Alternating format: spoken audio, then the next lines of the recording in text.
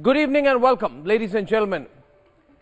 8 Indians, out of which 7 are Indian Navy veterans, have been sentenced to death by the Qatar government. It's shocking news. Captain Avtej Singh Gill, Captain Saurabh Vashisht, Captain Birendra Kumar Verma, Commander Purnendu Tiwari, Commander Sanjeev Gupta, Commander Suganakar Pakala, Commander Amit Nagpal, and Sailor Ragesh have spent, we know already, 14 months in solitary confinement in Qatar. The Qatar government says that they were spies for Israel, and the death sentence decision, ladies and gentlemen, plays out as the Israel-Hamas situation is flaring up, and after India's key economic corridor is a reality. Is this a move by Qatar to try and put pressure on India for supporting Israel? And is that fair? Is it fair to put 8 Indians, to serve them the death penalty and pretend it has nothing to do with the ongoing situation? While the MEA has expressed shock at the death sentence, I think, and I must say this, I think the government needs to do a lot more, ladies and gentlemen. And I think the government should have done a lot more. Families here in India are grappling with a reality that you and me, ladies and gentlemen, can't even fathom, let alone wrap our heads around. There are families who are speaking to us saying that ever since August 2022, since the arrest of their loved ones, and despite the consular access being given, these families have no idea as to what the charges are against these Indian Navy veterans. All of them have worn the uniform, all of them have served the country. And one of them, ladies and gentlemen, has even got a Pravasi Bharatiya Samman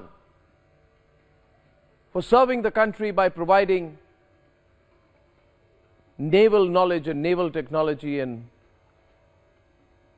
capability building, capacity building for Qatar, working to only benefit relationships between India and Qatar. And is this what they get? A death sentence?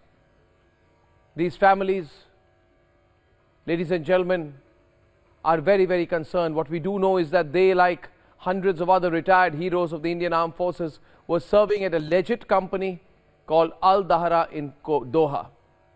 They were picked up by the Qatari state security for unknown reasons.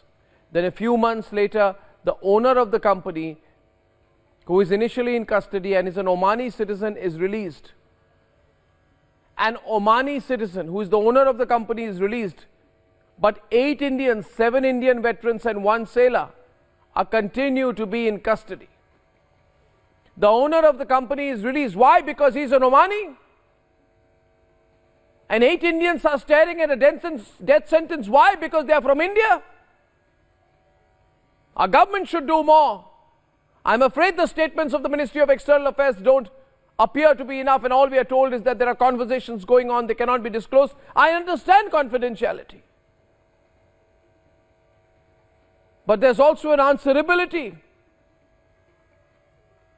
The reality also is that as the months pass and the weeks pass and time passes, we must not allow these 8 Indians who have worn the uniform to join the list of many, many, many, many other Indian citizens, our fellow brothers and sisters, facing a life of imprisonment on a foreign country.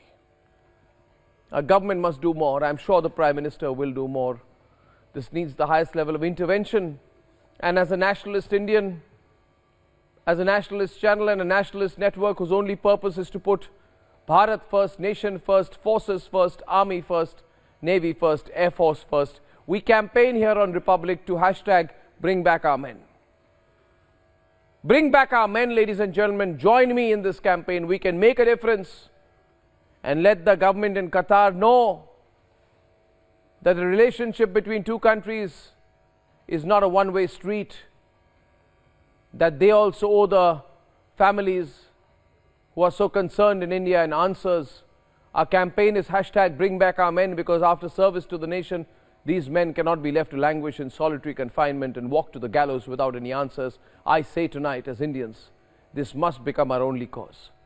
We must, as I'm absolutely sure, that the Narendra Modi government will. We must exercise all the diplomatic prowess and leverage in our command, all our influence we wield globally, all the muscle power that we have as becoming the focal point for industry trade globally to hashtag bring back our men. Ladies and gentlemen, this is beyond politics. This is for the nation. This is for our men. We owe it to them. We owe it to their families. Please come together. Let's start a massive movement, ladies and gentlemen. Bring back our men, to bring back the Navy veterans who are most unfortunately facing a death sentence in Qatar.